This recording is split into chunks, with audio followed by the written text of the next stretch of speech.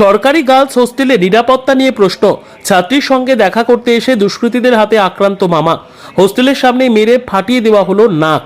থানায় লিখিত অভিযোগ দায়ের। মালদার চাঁচল সদরের পাঞ্চালী মোড়ের কাছে থাকা সরকারি গার্লস হোস্টেলের এই ঘটনায় ব্যাপক আতঙ্কে আবাসিক ছাত্রীরা। শেফালি খাতুন নামের এক ছাত্রী ওই হোস্টেলে থাকেন। তিনি বর্তমানে ডাক্তারির প্রবেশিকা পরীক্ষার প্রস্তুতি নিচ্ছেন।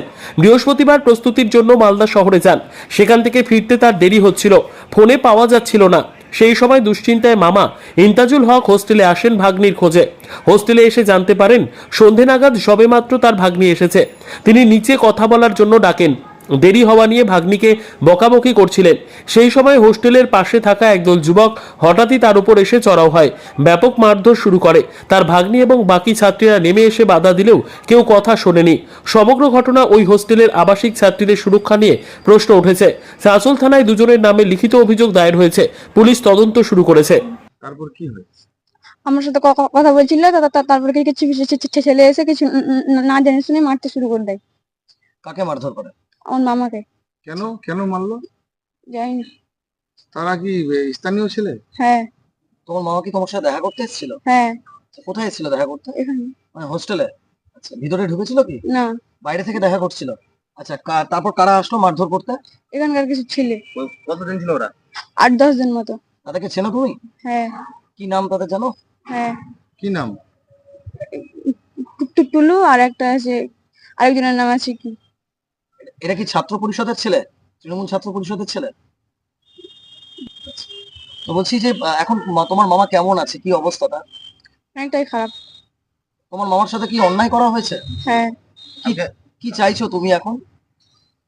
এর একটা মানে কিছু দোষীদের শাস্তি হোক। হ্যাঁ, তো এই ছাত্রী আবাসে কোন রকম নিরাপত্তা কর্মী বা কোনো কিছু গার্ড রাখা হয়েছে কলেজের তরফে? না তেমন না।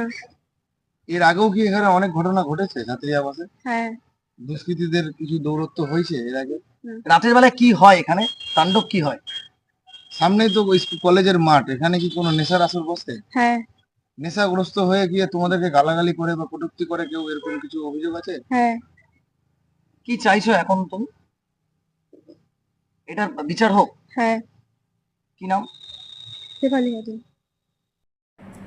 ঘটনা হওয়ার সঙ্গে সঙ্গেই আমাদের হোস্টেল সুপারিনটেন্ডেন্ট ওখানে ছুটে আসে, আর হোস্টেল ইনচার্জ সেও ছুটে আসে। আর কলেজে আমি কালকে উপস্থিত ছিলাম না, কালকে যে ভারপ্রাপ্ত একজন অধ্যক্ষকে দেওয়া ছিল তিনিও ছুটে আসেন। এবং ঘটনাটা শুনতে পাওয়া যায় যে ছাত্রী তার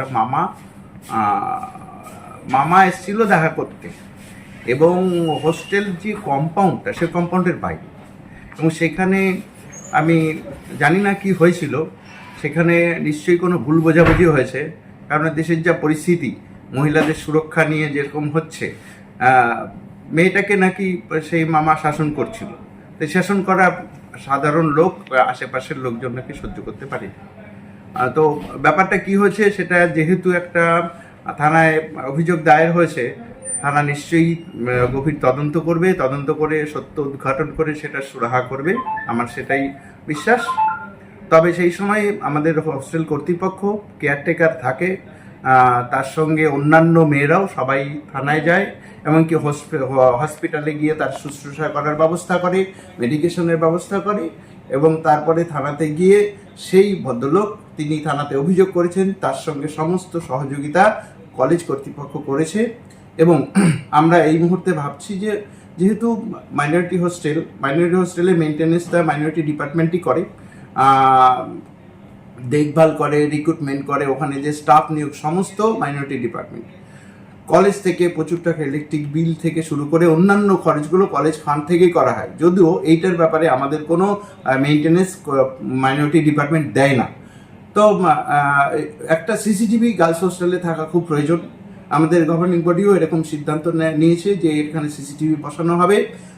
মেয়েদের নিরাপত্তা, সর্বোচ্চ নিরাপত্তা দেওয়া দরকার, এবং মাইনরিটি ডিপার্টমেন্টকেও আমরা জানিয়েছি। এই জন্য আপনাদের বায়োমেট্রিক এবং বায়োমেট্রিক অ্যাটেন্ডেন্স এবং এমনি অ্যাটেন্ডেন্স রেজিস্টার আমাদের আছে, বায়োমেট্রিক নেই।